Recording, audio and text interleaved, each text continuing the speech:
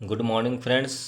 आज हम लोगों का क्लास 10 है, ये बायोलॉजी सीरीज का, जिसे कि हम लोग किससे लिए हैं तो ये पॉकेट जीके की सामान्य ज्ञान जो खान सर के द्वारा लिखी गई है आरबीडी पब्लिकेशन की, हम लोग वो क्लास की सीरीज को स्टार्ट किए हैं। ठीक है, और आज हमारा क्लास 10 है।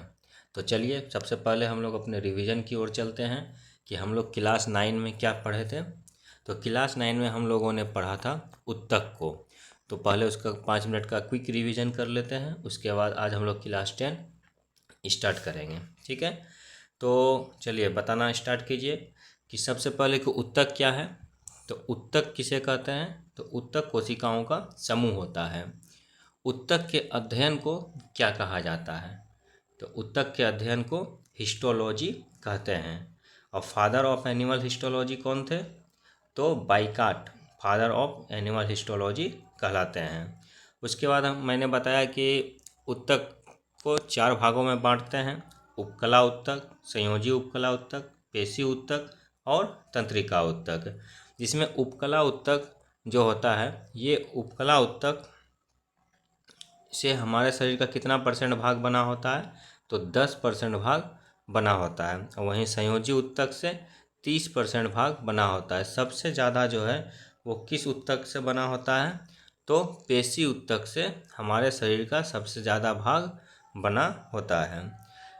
अगला क्वेश्चन है कि हड्डी से अर्थात अस्थि से पेशी को कौन जोड़ता है।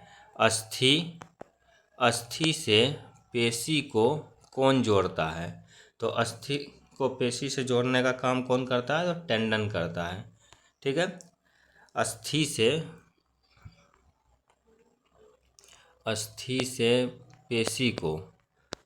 से पेशी को जोड़ने का कार्य कौन करता है, तो ये करता है टेंडन। ठीक है, और वहीं अगर हम लोग अस्थि से अस्थि को, ठीक है, अस्थि से अस्थि को जोड़ने का कार्य कौन करता है, तो ये करता है लिगामेंट। कौन करता है, लिगामेंट। ठीक है, तरल संयोजी उत्तक ब्लड जो है, ब्लड और लसिका कैसा उत्तक है, तरल संयोजी उत्तक है। हमारे शरीर में पेशी की संख्या कितनी है, तो पेशियों की संख्या हमारे शरीर में टोटल 639 है। ठीक है, उसके बाद बताइए कि ऐसा कौन सा उत्तक है जिसका कि विभाजन नहीं होता है। तो विभाजन किसका नहीं होता है, किस उत्तक का नहीं होता है, तो तंत्रिका उत्तक का नहीं होता है। ठीक, और ये कहाँ पाया जाता है, हमारा मस्तिष्क में पाया जाता है। चलिए, और हमारे विकास के लिए सबसे ज़्यादा जरूरी हार्मोन कौन है, तो विकास के लिए सबसे ज़्यादा जरूरी हार्मोन जो है वो है थायरोक्सिन हार्मोन। ठीक है, थायरोक्सिन हार्मोन है। तो चलिए, ये हमारा रिवीजन हो गया। अब आज हम लोग अपने क्लास को स्टार्ट करते हैं, और आज हमारा जो क्लास है वो है मानव तंत्र के ऊपर पे। ठीक है, क्या है, मानव तंत्र अर्थात ह्यूमन सिस्टम कि हमारे शरीर में कौन कौन सा अंग है और किस किस अंग के द्वारा कौन कौन सा कार्य का संचालन होता है, तथा कौन सा अंग कितना ज़्यादा महत्वपूर्ण है, आज हम लोग इसको देखेंगे। ठीक है, इसके पहले भी जितने भी मैंने वीडियो बनाए हैं, जितने भी मतलब मैंने क्लास लिए हैं, आप लोग उसे भी ज़रूर देखें और अपने दोस्तों को शेयर ज़रूर करें। तो चलिए आज का क्लास स्टार्ट करते हैं। और जैसा कि आप लोग जानते हैं कि ये मैंने खान सर के द्वारा जो लिखी गई है पॉकेट जीके बुक, उससे मैंने ये नोट्स तैयार किया है, और ये नोट्स मैं आप लोगों को तक बता रहा हूँ। ठीक है, चलिए आज का क्लास स्टार्ट करते हैं। सबसे पहला है पाचन तंत्र। ठीक है, तो पाचन तंत्र पढ़ने से पहले हम लोगों को जानना पड़ेगा कि पाचन क्या है, अर्थात डाइजेशन क्या है। ठीक है, तो पाचन जो है एक जटिल अवयव को सरल अवयव में, मतलब एक कॉम्प्लेक्स मटेरियल को एक सिंपल मटेरियल में बदलने की प्रक्रिया है। ठीक, एक जटिल अवयव को सरल अवयव में बदलने की प्रक्रिया को क्या कहते हैं, पाचन कहते हैं। हमारे शरीर में जितने भी पोषक तत्व होते हैं, जैसे कार्बोहाइड्रेट, वसा, प्रोटीन, विटामिन, खनिज लवण, जल, इन सभी का पाचन किया जाता है। ठीक है, जिसमें कार्बोहाइड्रेट, वसा, प्रोटीन हमारे जटिल अवयव होते हैं, तो इनका पाचन संभव होता है। लेकिन वहीं विटामिन, खनिज लवण तथा जल जो है ये सरल अवयव होते हैं, तो इनका पाचन हमारे शरीर में नहीं होता है। ठीक है, तो कार्बोहाइड्रेट, वसा और प्रोटीन का पाचन हमारे शरीर में होता है, लेकिन विटामिन, खनिज लवण तथा जल का पाचन हमारे शरीर में नहीं होता है, क्योंकि ये भोजन के सरल अवयव होते हैं। तो क्वेश्चन जो पूछा जाता है इसमें दो टाइप से पूछा जाता है। सबसे पहले तो कि इनमें से सरल अवयव का उदाहरण कौन सा है, तो विटामिन, खनिज लवण तथा जल हमारे शरीर में किसका पाचन नहीं हो पाता है, तो विटामिन का, खनिज लवण का तथा जल का पाचन नहीं होता है। ठीक है, आगे देखिए, पाचन जो होता है जैसा मैंने बताया कि जटिल अवयव को सरल अवयव में चेंज करता है। ठीक है, तब जैसे कार्बोहाइड्रेट, कार्बोहाइड्रेट क्या है, एक जटिल अवयव है। तो इस कैसे टूटता है, तो ये कार्बोहाइड्रेट टूटता है स्टार्च में, और स्टार्च से ग्लूकोज में टूटता है। ठीक है, तो कार्बोहाइड्रेट हमारा जटिल अवयव हो गया और ग्लूकोज हमारा क्या हो गया, सरल अवयव हो गया, और यही ग्लूकोज फिर हमारे ब्लड में जाता है और हमें एनर्जी प्राप्त होती है। उसके बाद अगर प्रोटीन का पाचन किया जाए तो प्रोटीन सबसे पहले टूटता है पॉलीपेप्टाइड्स में, ये उसके बाद डाई या ट्राईपेप्टाइड्स में, और लास्ट में क्या आता है, एमिनो एसिड। तो प्रोटीन एक जटिल अवयव है और उसका सरल अवयव ये किस में बदल जाता है, एमिनो एसिड में। उसी प्रकार से वसा अर्थात फैट, फैट जो है टूटता है सबसे पहले पाइसीकृत वसा में अर्थात इमल्सन वसा में, इमल्सन फैट में, उसके बाद वसीय अम्ल में, उसके बाद लास्ट में ग्लिसरॉल में बदल जाता है। तो कार्बोहाइड्रेट एक जटिल अवयव है, वो सरल अवयव उसका क्या है, ग्लूकोज, अर्थात कार्बोहाइड्रेट टूटकर स्टार्च बनाता है और स्टार्च ग्लूकोज बनाता है।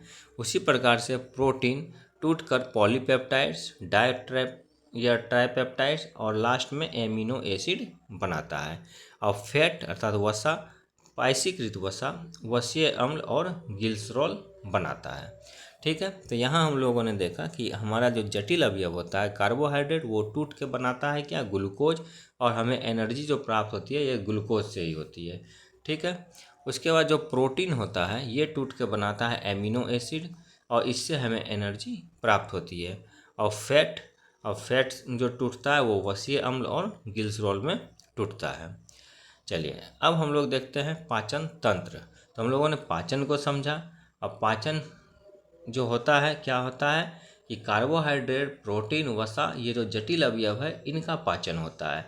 इसके साथ साथ विटामिन और जल जो होते हैं उनका पाचन नहीं होता है।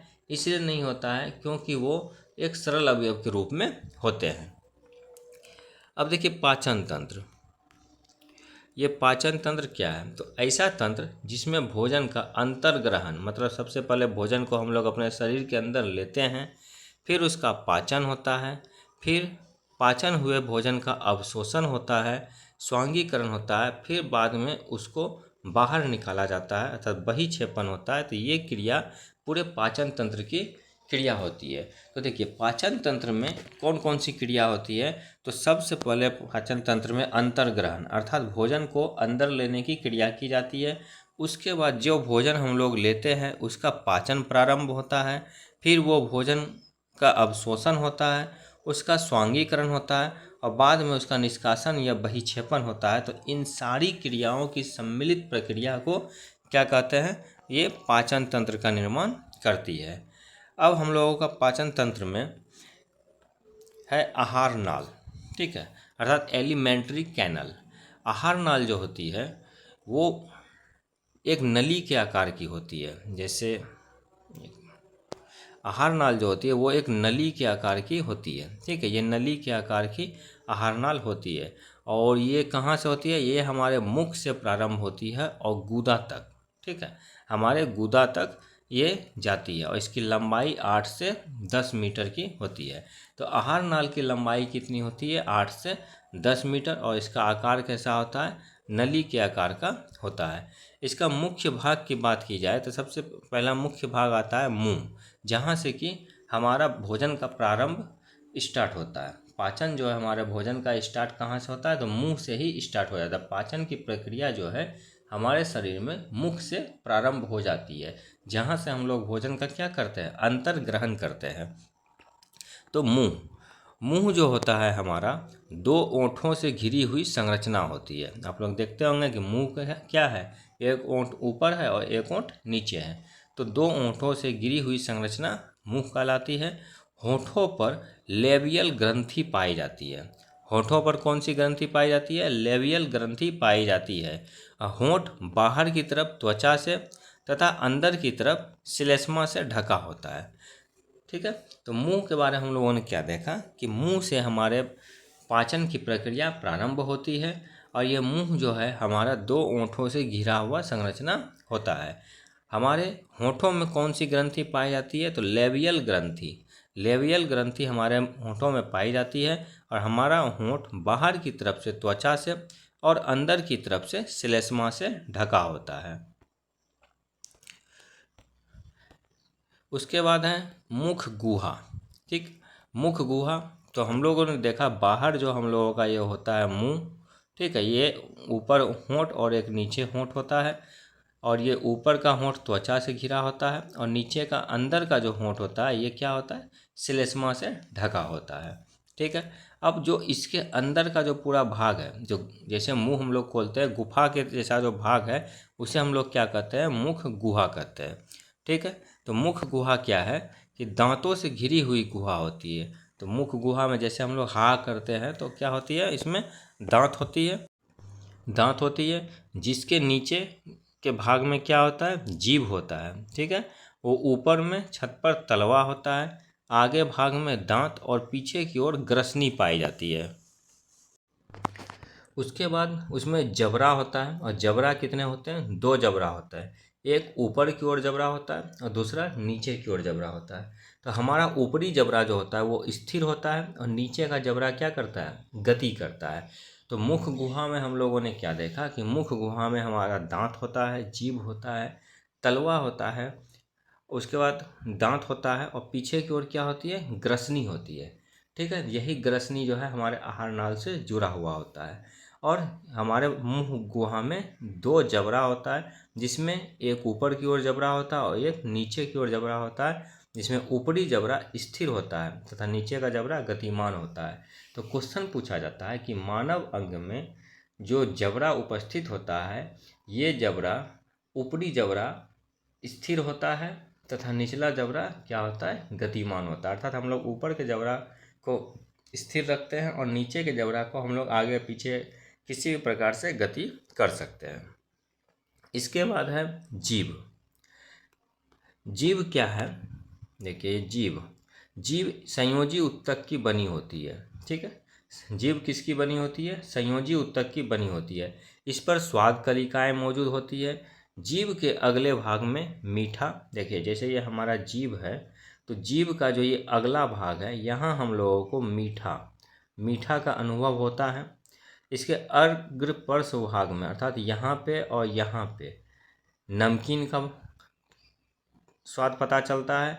इसके पार्श्व भाग में अर्थात यहाँ पर खट्टा का पता चलता है और पीछे की तरफ जो यहाँ पे स्वाद, यहाँ पे जो होती है, यहाँ पे जो स्वाद कलिकाएं होती है वो कड़वे स्वाद कलिकाएं पाई जाती है।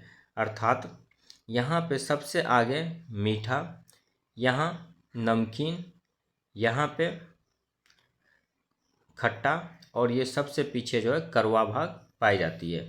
इसके मध्य भाग में किसी भी प्रकार की स्वाद कलिकाएं नहीं पाई जाती है। तो ये क्वेश्चन बहुत ही इम्पोर्टेंट होता है कि जीभ में जो स्वाद कलिकाएं पाई जाती है तो जीभ के कहाँ पर हमें मीठा भाग की, मीठा की अनुभूति होती है, तो इसके आगे के भाग पर मीठा की अनुभूति होती है। उसके पार्श्व भाग में मतलब एकदम साइड में जो है यहाँ पे ये हमें नमकीन की अनुभूति होती है। उससे जस्ट पीछे यहाँ पीछे के भाग पर खट्टा की अनुभूति होती है और सबसे पिछला भाग पे हमें कड़वा की अनुभूति होती है और मध्य भाग में किसी प्रकार की स्वाद कलिकाएं नहीं पाई जाती है, जिसके कारण कि किसी भी प्रकार के स्वाद की अनुभूति हमें वहाँ नहीं होती है। मानव की जीभ आगे से स्वतंत्र तथा पीछे से होयार्ड की अस्थि अर्थात गले की हड्डी से जुड़ी हुई होती है। ठीक है। तो मानव का जीभ किससे जुड़ी हुई होती है, तो हमारे गले की हड्डी अर्थात होयार्ड की अस्थि से जुड़ी हुई होती है। हमारे जीभ में एक रोग पाया जाता है, ग्लोसाइटिस रोग। इसमें क्या हो जाता है, स्वाद का पता नहीं चल पाता है। ग्लोसाइटिस रोग में क्या है कि स्वाद का पता नहीं चल पाता है।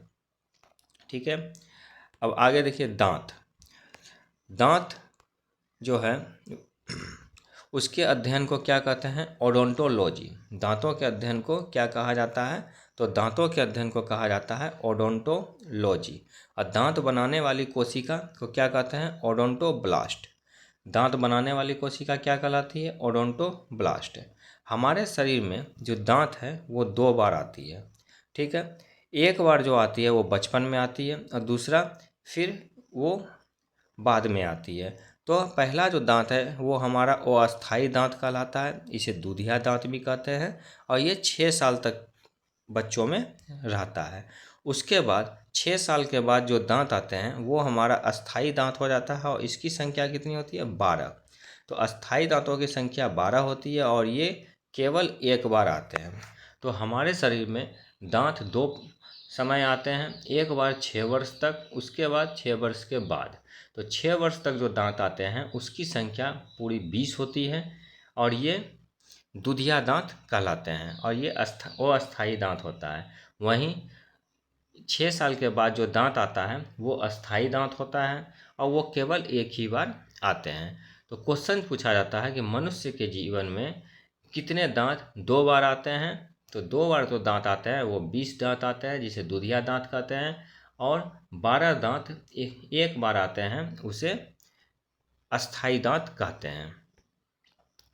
अब दांत के प्रकार देखिए, दांत जो है हमारा 4 प्रकार का होता है। दांत हमारा 4 प्रकार का होता है। पहला होता है कृंतक या इंसीजर्स। ठीक है, इंसीजर्स, कृंतक, इंसीजर्स, इनकी संख्या टोटल 8 होती है। इनका काम रहता है भोजन को काटना या कुतरना। जो हम लोगों का जो आगे का जो दांत होता है, ये आगे का जो टोटल 8 दांत होता है, ऊपर में 4 और नीचे में 4, ये दांत जो है इसका काम क्या करते हैं, किसी भी चीज़ को हम लोग काटते हैं या कुतरते हैं तो इसे क्या कहते हैं, इंसीजर्स। सीजर मीन्स क्या होता है, कैंची होता है, तो इंसीजर्स होता है कृंतक दांत। इनकी संख्या 8 होती है। इनका कार्य भोजन को काटना या कुतरना होता है। और शाकाहारी में सबसे ज़्यादा विकसित कौन सी दांत होती है, तो इंसीजर्स दांत होती है। दूसरा है रदनक या कैरिनस। ठीक है, इसकी संख्या भी 4 होती है। यह भोजन को चीरना या फाड़ना इसका काम होता है। तो इसकी संख्या जो 4 होती है, 2 ऊपर और 2 नीचे होती है। जो साइड में जो 2 हम लोगों का ऊपर में नुकीला और नीचे में नुकीला दांत होता है, यही हो गया हमारा कैरिनस। ठीक है, कैरिनस। तो इनकी संख्या कितनी होती है, 4 होती है। ये मांसाहारी में सबसे ज़्यादा विकसित होती है। तो शाकाहारी में कृंतक दांत अर्थात इंसीजर्स, और मांसाहारी में कैरिनस, ठीक है, रदनक दांत जो है वो ज़्यादा विकसित होती है।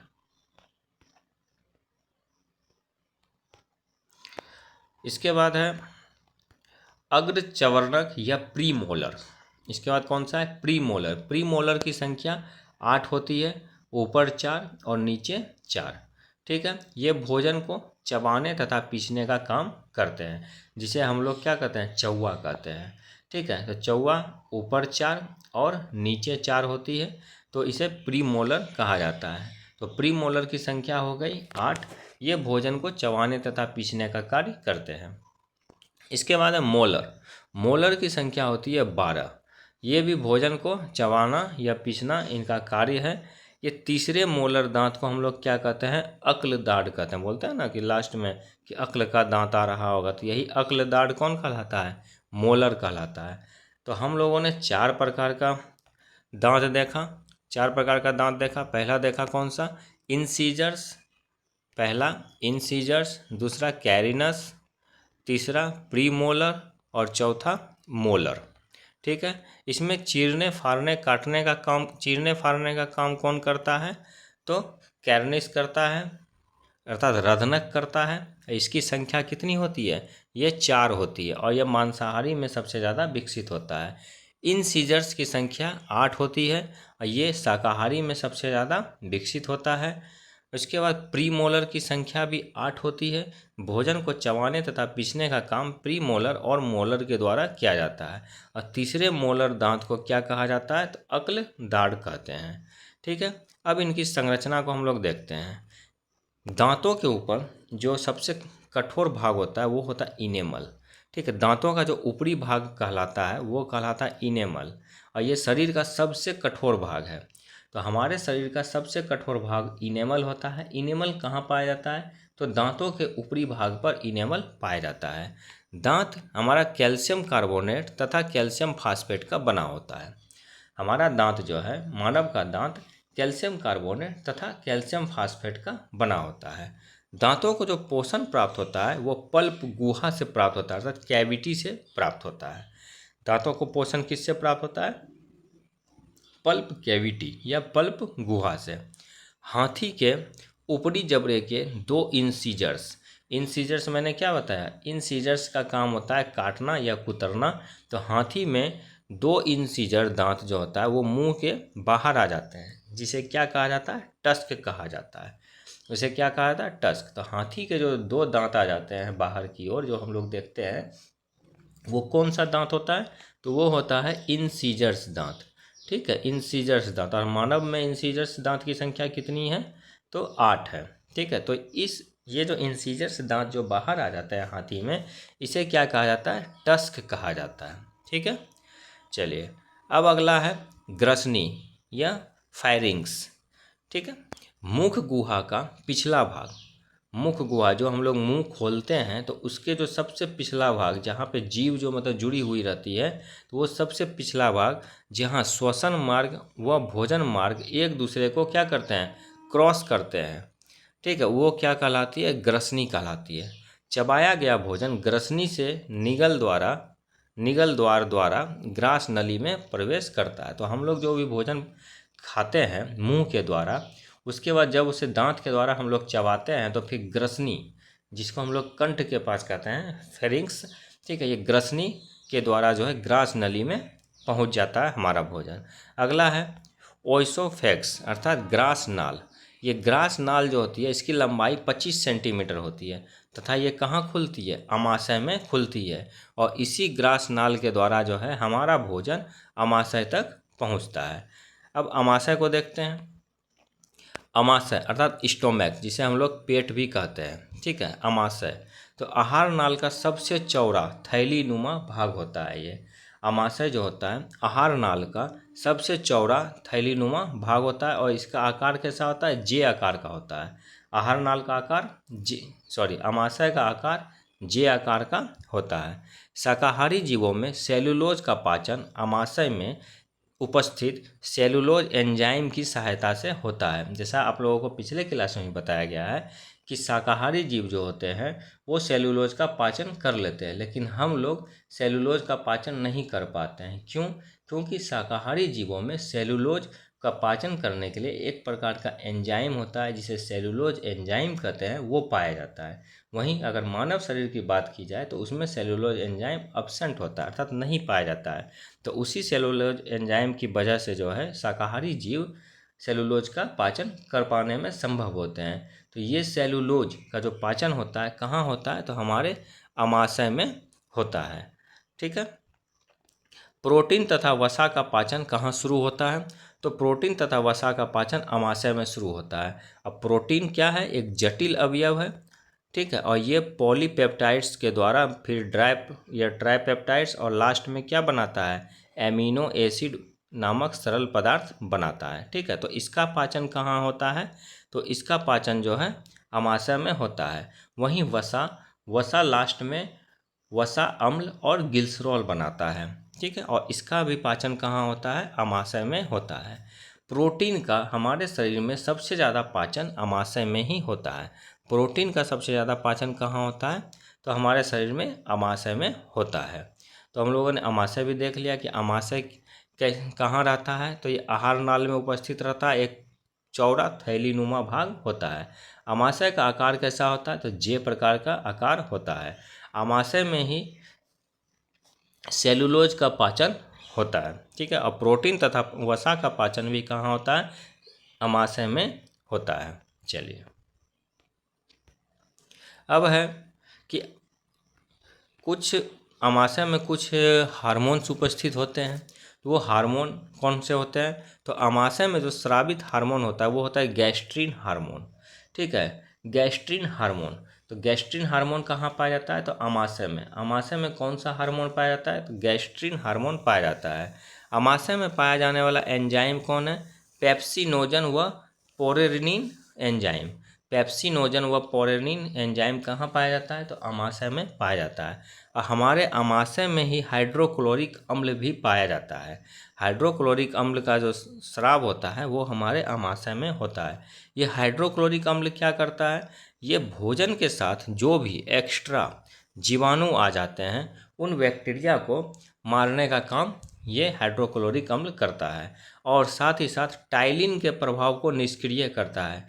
ये टाइलिन एंजाइम जो होता है इसके प्रभाव को भी ये क्या करता है? निष्क्रिय कर देता है। ये टाइलिन एंजाइम हमारा कहाँ पाया जाता है? तो लार में टाइलिन एंजाइम पाया जाता है। ठीक है, तो आमाशय में स्रावित हार्मोन का क्या नाम है? तो गैस्ट्रिन हार्मोन।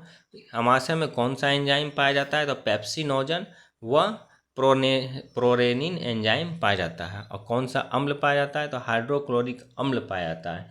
यह हाइड्रोक्लोरिक अम्ल हमारे भोजन के साथ जो भी हानिकारक बैक्टीरिया आते हैं उसे मारने का काम करता है, साथ ही साथ टाइलिन के प्रभाव को भी कम करता है। आमाशय में जैसे हम लोग भोजन खाते हैं मुंह के द्वारा, फिर दांतों से चबाते हैं और लार उसमें मिक्स होके फिर वो आमाशय तक पहुंचता है, तो वो जो अर्ध तरल रूप रहता है, अर्थात पूरी तरह से वो तरल रूप पूरी तरह से द्रव रूप में नहीं होता है, तो उस जो अर्ध तरल रूप होता है उसे क्या कहते हैं? तो काइम कहते हैं। अर्थात आमाशय में उपस्थित भोजन क्या कहलाता है? काइम कहलाता है। शाकाहारी जीवों में सेलुलोज का पाचन कहाँ होता है? तो आमाशय में होता है। ठीक है, तो हम लोग आमाशय को पूरी अच्छी तरीक़ा से देख लिए। चलिए, तो आमाशय का आकार कैसा होता है? आमाशय का आकार होता है जे प्रकार का। ठीक है, आमाशय का आकार कैसा होता है? जे प्रकार का होता है। चलिए, अब है आगे छोटी आंत, अर्थात स्मॉल इंटेस्टाइन। स्मॉल इंटेस्टाइन की लंबाई कितनी होती है? 4.5 मीटर होती है। कहने का है छोटी आंत, लेकिन सबसे लंबा यही होता है। इसकी लंबाई 4.5 मीटर होती है।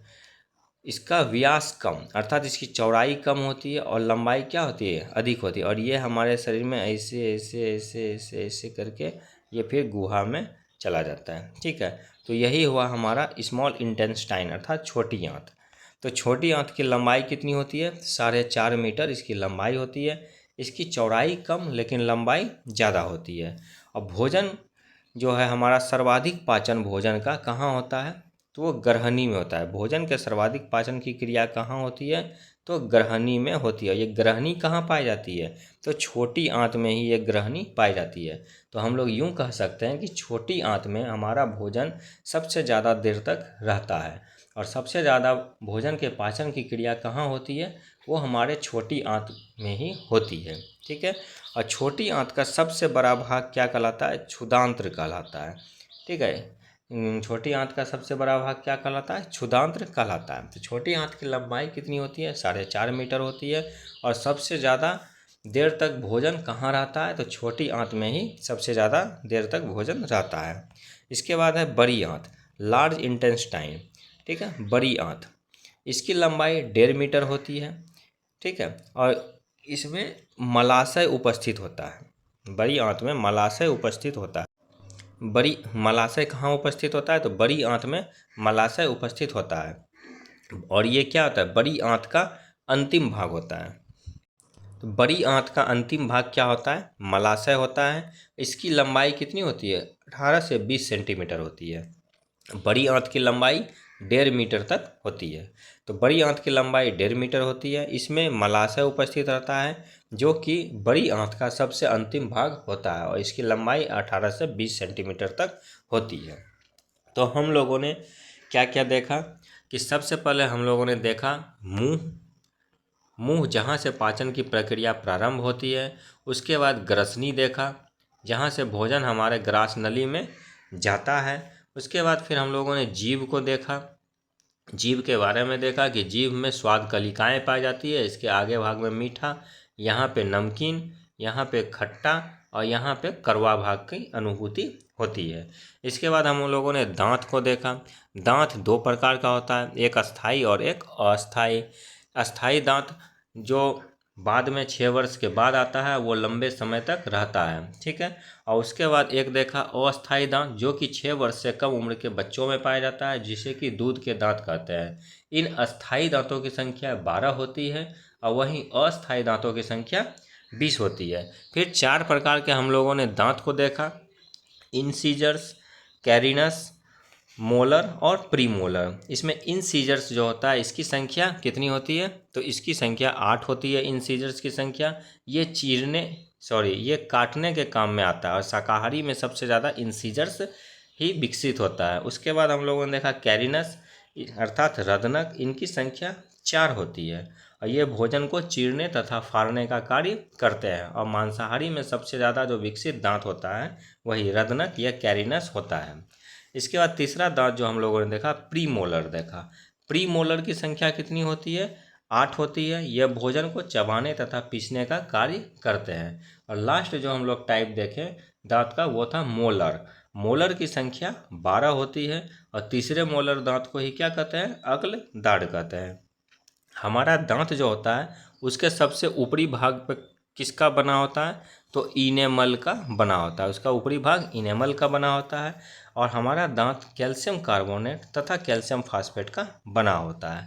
वहीं दांतों को पोषण किससे प्राप्त होता है, तो दांतों को पोषण पल्प गुहा अर्थात पल्प कैविटी से प्राप्त होता है।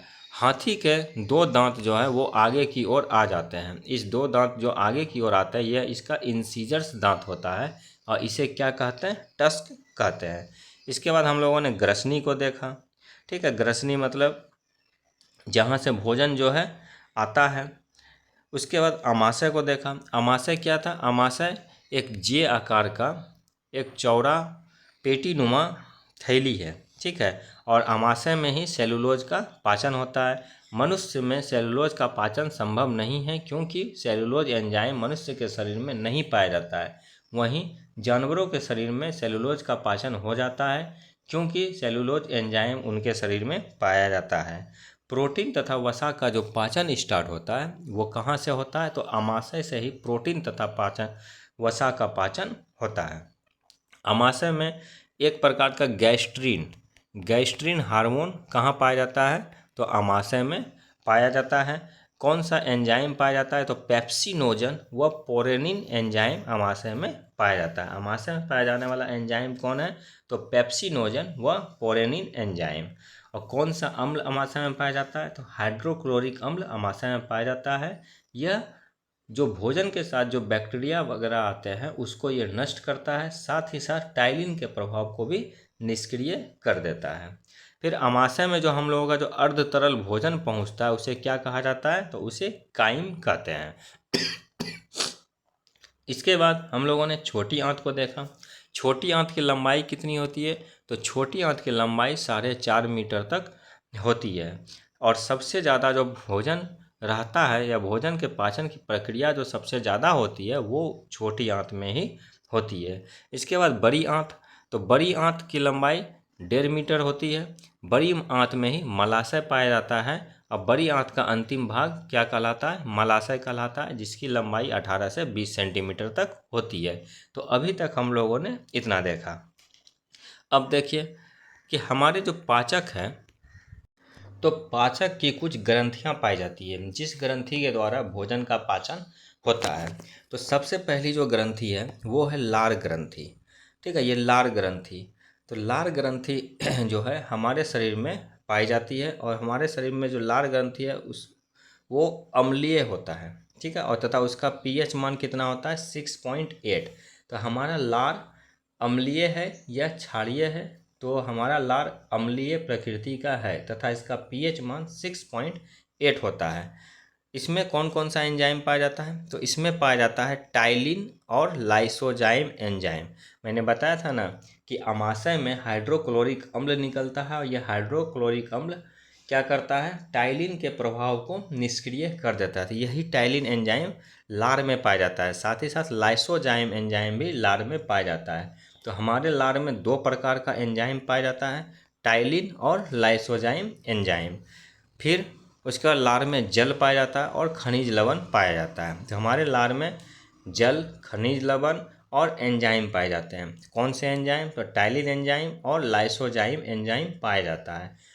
लार की प्रकृति कैसी होती है? तो अम्लीय प्रकृति होती है और उसका पीएच मान कितना होता है? 6.8 होता है। अगला है यकृत ग्रंथि। यकृत ग्रंथि अर्थात लीवर। लीवर भी जो है पाचन में सहायक होता है। ठीक है, जैसे हम लोग का जो भोजन अनपच हो जाता है, कैसे बोलते हैं कि लीवर खराब हो गया है या लीवर सही से काम नहीं कर रहा है, भोजन सही ढंग से पचा नहीं पा रहा है। ठीक है, तो लीवर ग्रंथि यह शरीर का सबसे बड़ा आंतरिक भाग होता है। लीवर जो है शरीर का सबसे बड़ा आंतरिक भाग होता है और इसके अध्ययन को क्या कहते हैं? हेपेटोलॉजी। लीवर के अध्ययन को क्या कहा जाता है? हेपेटोलॉजी कहा जाता है। और इसका विकास कहाँ होता है? इंडोडर्मल में इसका विकास होता है। और लीवर की इकाई क्या कहलाती है? लोबुल। ठीक है, लोबुल लीवर की इकाई कहलाती है। ये उपस्थित कहाँ होता है? तो जो उदर गुहा होता है उसके डायफ्राम के नीचे दाईं ओर रहता है। लीवर हमारा दाईं ओर होता है। और लीवर के बारे में सबसे बड़ा रोचक चीज़ क्या है कि अगर मान के चलिए आपका ये लीवर कट जाता है यहाँ से, तो फिर ये धीरे धीरे अपना पूरा रूप बना लेता है। इसलिए अगर लीवर में मान के चलिए आपका दाहिना साइड अगर चाकू मारता है तो आपको बचने की चांस ज़्यादा से ज़्यादा होती है। ठीक, तो बचने की चांस ज़्यादा से ज़्यादा होती है।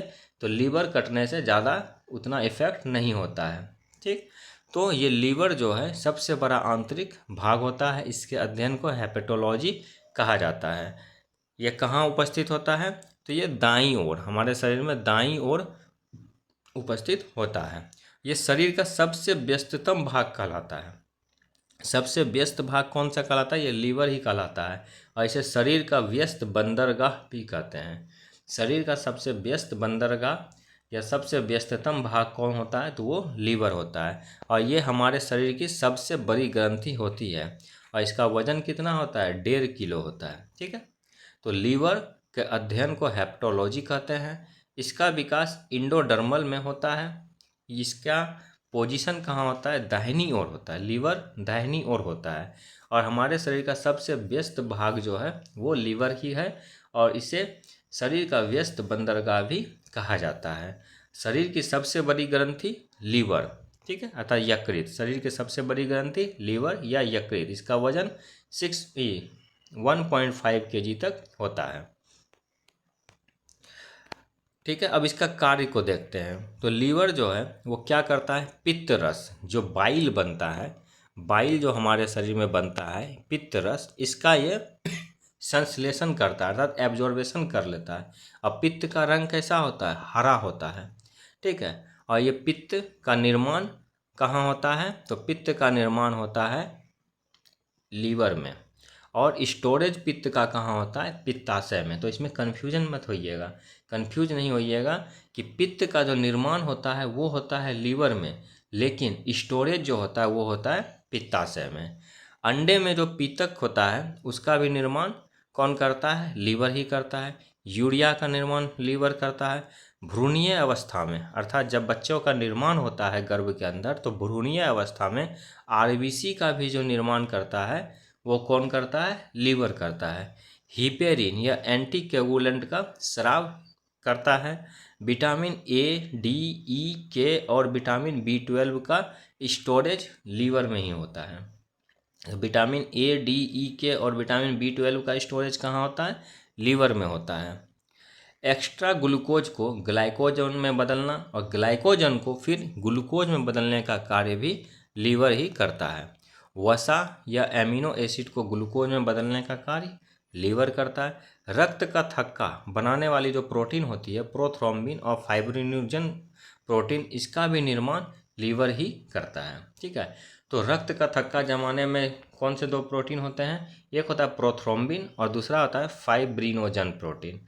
ठीक है, ये मैंने पिछले क्लास में भी बताया, जब प्रोटीन मैं पढ़ा रहा था तो उसमें मैंने बताया कि रक्त का थक्का जो कि विटामिन के जिस समय मैं बताया तो उस समय बताया कि जो विटामिन के की कमी से जो रक्त का थक्का नहीं बन पाता है, तो रक्त का थक्का जो बनाने में जो प्रोटीन जो सहायक होता है प्रोथ्रोम्बिन और फाइब्रिनोजन प्रोटीन होता है, इसका भी निर्माण कहाँ होता है? लीवर में ही होता है। लीवर में कुप्फर कोशिकाएं होती है जो विषैले पदार्थों का संग्रह करती है। और शराब जो पीता है तो वो किस पे प्रभाव डालता है? वो सबसे ज़्यादा प्रभाव लीवर पर ही डालता है। कहते हैं ना कि शराब पीने से इसका लीवर फेल हो गया, तो यही शराब जो इफ़ेक्ट डालता है वो सबसे ज़्यादा कहाँ डालता है? लीवर पर डालता है।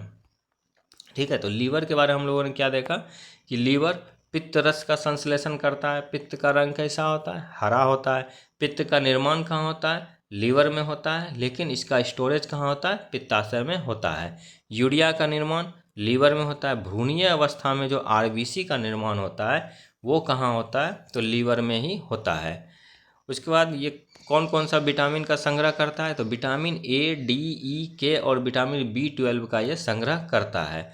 लीवर जो एक्स्ट्रा ग्लूकोज होता है हमारे शरीर में उसको ग्लाइकोजन में चेंज कर देता है, एमिनो एसिड को ग्लूकोज में चेंज कर देता है, तथा रक्त का जो थक्का बनाने वाली जो प्रोटीन होती है, रक्त का थक्का बनाने में प्रोथ्रोम्बिन प्रोटीन और फाइब्रिनोजन प्रोटीन होता है, इसका भी निर्माण लीवर में ही होता है।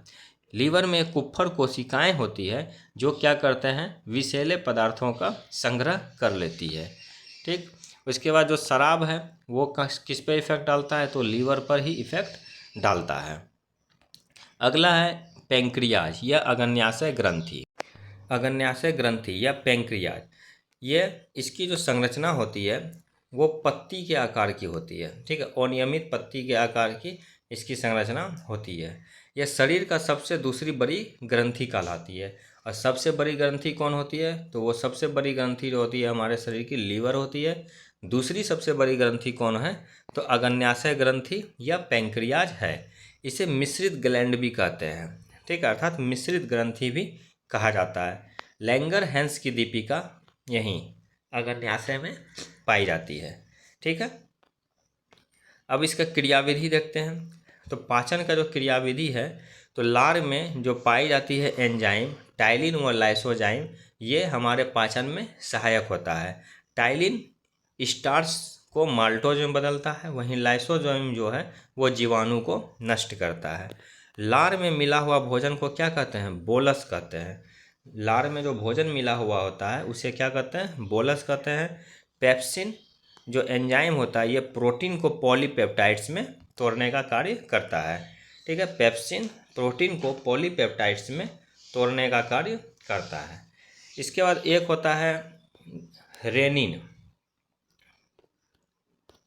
ठीक है, देखिए ये रेनिन। रेनिन जो होता है ये दूध में उपस्थित जो कैसिन प्रोटीन होता है जिसे दुग्ध प्रोटीन कहते हैं, ये इसे कैल्शियम पैराकिसोनेट में बदल देता है और इस प्रक्रिया को कर्डिंग ऑफ मिल्क कहा जाता है। तो कर्डिंग ऑफ मिल्क प्रक्रिया किसे कहते हैं? तो दूध में उपस्थित प्रोटीन कैसिन रेनिन के साथ अभिक्रिया करके एक अघुलनशील अवयव बनाता है कैल्शियम पैराकिसोनेट। इस पूरी प्रक्रिया को कर्डिंग ऑफ मिल्क कहा जाता है। अमाशय में जो अर्ध तरल रूप में जो भोजन आता है उसे क्या कहा जाता है? काइम कहते हैं। और लार के साथ जो भोजन मिला हुआ होता है उसे बोलस कहते हैं।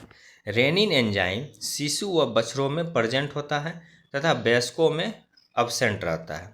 ठीक है, तो क्वेश्चन पूछता है कभी कभी कि इनमें से कौन सा एंजाइम बड़े लोगों की बड़ी अवस्था में नष्ट हो जाता है तथा जो शिशु अवस्था होता है तो उसमें उपस्थित रहता है? तो ये होता है रेनिन एंजाइम।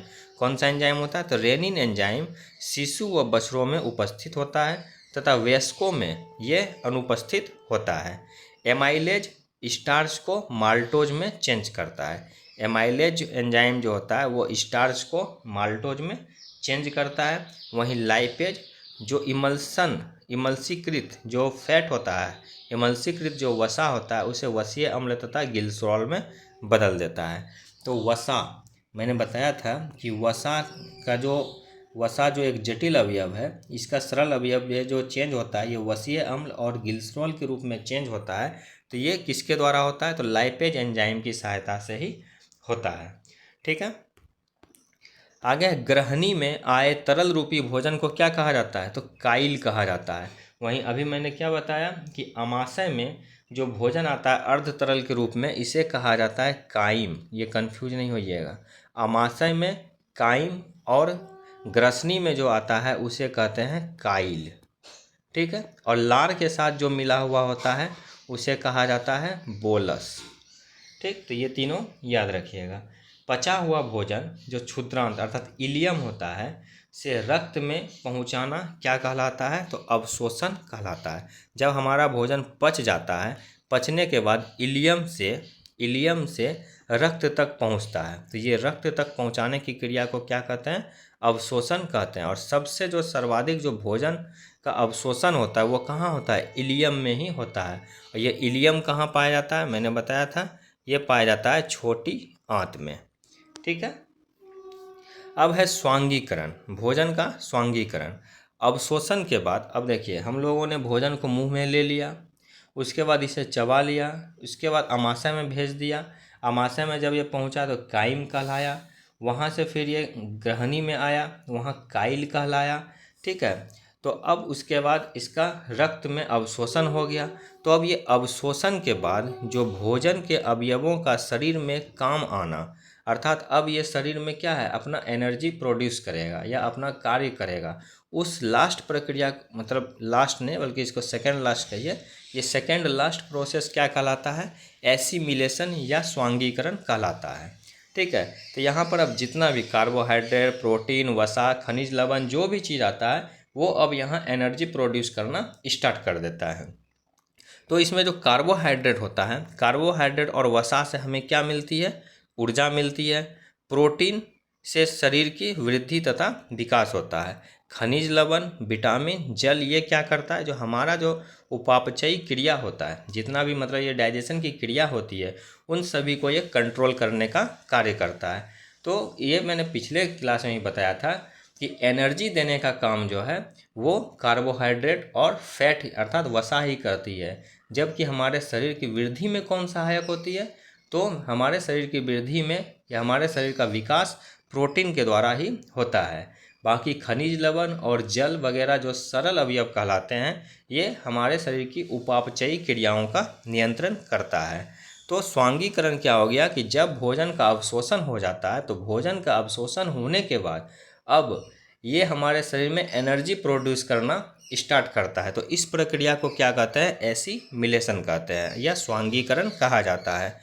इसके बाद सबसे लास्ट प्रोसेस जो होता है कि अब जो भी भोजन हमारा पचा हुआ है वो हमारे शरीर में अवशोषण हो गया, लेकिन कुछ भोजन जो अनपचा हुआ है, जो पचा हुआ नहीं रहता है, ये भोजन गुदा के द्वारा, गुदा द्वार द्वारा बाहर निकलता है और इसे क्या कहते हैं? बहिक्षेपण या इजेशन कहते हैं। तो सबसे लास्ट प्रोसेस क्या हो गया? बहिक्षेपण या इजेशन। ठीक है। तो हम लोगों ने ये पूरा प्रोसेस को पढ़ा कि कैसे पाचन का प्रारंभ मुंह से होता है। मुंह के बाद उसमें हमारा भोजन में लार बनता है, लार में टाइलिन और लाइसोजाइम एंजाइम पाया जाता है, और जो लार मिक्स जो भोजन होता है उसे बोलस कहते हैं, वो हमारे ग्रहणी में जाता है। ग्रहणी में जब ये अर्ध तरल रूप में पहुंचता है तो उसे काइल कहते हैं। ये भोजन फिर ग्रहणी के द्वारा हमारे अमाशय तक पहुंचता है। अमाशय में भोजन में को पचाने में एक हाइड्रोक्लोरिक एसिड होता है, गैस्ट्रिन हार्मोन होता है तथा उसमें एंजाइम पाया जाता है। सभी मिलके भोजन को पचाने का कार्य करते हैं। ये हाइड्रोक्लोरिक अम्ल क्या करता है? बाहर के द्वारा जो भोजन के साथ जो बैक्टीरिया वगैरह आ जाते हैं उसको ये नष्ट करने का कार्य करता है। साथ ही जो टाइलिन एंजाइम होता है उसके प्रभाव को भी ये निष्क्रिय कर देता है। वहाँ से हमारा भोजन छोटी आंत में पहुँचता है। छोटी आंत में सबसे ज़्यादा देर तक भोजन का पाचन का कार्य होता है। उसके बाद वहाँ से बड़ी आंत में पहुँचता है। फिर हमारे भोजन का स्वांगीकरण अर्थात अवशोषण होता है। ठीक है। और हमारा भोजन एनर्जी प्रोड्यूस करता है। जो भी हमारे भोजन में कार्बोहाइड्रेट और वसा होती है वो हमारे शरीर को एनर्जी देने का कार्य करती है। प्रोटीन जो उपस्थित होता है उस प्रोटीन के कारण जो हमारे शरीर का विकास संभव हो पाता है, तथा जो भी जल, खनिज लवण है वो सारी उपापचयी प्रक्रियाओं का नियंत्रण करता है। लास्ट में भोजन जब पचा हुआ भोजन होता है वो हमारे शरीर में लग जाता है, और जो अनपचा भोजन होता है वो गुदा द्वार के द्वारा या मल द्वार के द्वारा बाहर निकलता है। इस प्रक्रिया को क्या कहते हैं? इजेशन कहते हैं। तो ये पूरी प्रक्रिया जो है पाचन की प्रक्रिया कहलाती है। ठीक है, अब इसके बाद हम लोग देख लेते हैं पाचन तंत्र का कुछ रोग, कि ज़रूरी तो नहीं है ना कि सारा चीज़ का पाचन हो ही जाता है और सभी कुछ ठीक ढंग से होता है। तो कभी कभी क्या हो जाता है, कुछ पाचन संबंधित रोग भी हो जाता है। तो उस रोग में एक रोग है पीलिया रोग। ठीक है, ये पीलिया किसको प्रभावित करता है, तो लीवर को प्रभावित करता है। ठीक है, पीलिया लीवर को प्रभावित करता है। इसमें बिलिरुबिन की मात्रा बढ़ जाती है और एक लिप्टो नामक एक पौधा होता है जिसका उपयोग पीलिया के उपचार में किया जाता है। तो पीलिया से प्रभावित अंग कौन सा है, लीवर। और लीवर हम लोग जानते हैं कि हमारे शरीर की सबसे बड़ी ग्रंथि कौन है, लीवर। सेकंड बड़ी ग्रंथि कौन है, तो अग्न्याशय या पैंक्रियाज। ठीक है, तो पीलिया में कौन सा हमारे शरीर का अंग प्रभावित होता है, तो वो होता है यकृत या लीवर। इसमें किसकी मात्रा बढ़ जाती है, बिलिरुबिन की मात्रा बढ़ जाती है। एक पौधा होता है एक्लिप्टो नामक पौधा से पीलिया का हम लोग उपचार करते हैं। अगला है दस्त या डायरिया अक्सर बच्चों में होता है। ठीक है, बच्चों में होने वाला एक सामान्य रोग है। इसमें लार्ज इंटेस्टाइन अर्थात बड़ी आंत प्रभावित होती है। शरीर में जल व खनिज लवण की कमी हो जाती है, क्योंकि बार बार जो है दस्त जाना पड़ता है, बार बार उसे लेटरिन जाना पड़ता है। तो जो भी हमारे शरीर में वाटर मॉलिक्यूल्स है, जो भी जल है, वो उसके द्वारा बाहर निकलते चले जाते हैं, जिसके कारण जो है शरीर में जल की कमी हो जाती है। ये दस्त या डायरिया रोटा वायरस और हमारे शरीर में उपस्थित ई कोलाई बैक्टीरिया के द्वारा होता है। तो दस्त में कौन सा प्रभावित होता है हमारे शरीर का अंग, तो लार्ज इंटेस्टाइन या बड़ी आंत दस्त में प्रभावित होता है। यह सामान्य रूप से बच्चों में पाया जाता है। ये कौन से वायरस से होता है, तो रोटा वायरस के द्वारा दस्त होता है या ई कोलाई बैक्टीरिया के द्वारा दस्त होता है। उसके बाद लास्ट है एक कोष्ठबद्धता या कब्ज अर्थात खाना का सही ढंग से नहीं पचना, अर्थात मल रुक जाना, सही ढंग से मल का निकास नहीं हो पाना। तो ये प्रक्रिया ये बीमारी क्या कहलाती है, कोष्ठबद्धता या कब्ज। ठीक है, तो ये हम 3 प्रकार का इसमें हम लोगों ने रोग को देखा। पहला रोग देखा पीलिया, इसमें हमारा लीवर इफेक्ट होता है। दूसरा दस्त, इसमें बड़ी आंत या लार्ज इंटेस्टाइन प्रभावित होता है। और एक देखा कब्ज, इसमें क्या होता है कि मल रुक जाता है। सभी एंजाइम किसके बने होते हैं, तो सभी एंजाइम प्रोटीन के बने होते हैं। तो ये हमारा आज का जो पाचन तंत्र है वो पाचन तंत्र कंप्लीट हुआ। ठीक है, ये पाचन तंत्र हमारा आज पूरा फिनिश हो गया, ये पूरा चैप्टर। मैं आशा करता हूँ कि आप लोगों को ये पूरी अच्छी तरीके से समझ में आया होगा। तो आप लोग इसी प्रकार से ये सारी क्लास को ज़रूर कीजिए और बने रहिए। और अगर आप लोगों को अच्छा लगता है तो प्लीज़ यार एक लाइक कर दो। अपने दोस्तों, जो ज़रूरतमंद दोस्तों हैं जिन्हें बायोलॉजी अच्छे से समझ में नहीं आती है, उनको शेयर करो। और हाँ, आप लोग इसका नोट्स ज़रूर बनाओ और उस नोट्स को बार बार रिवीजन करते रहो और अपनी तैयारी को अच्छे ढंग से करो। चलो, जय हिंद, जय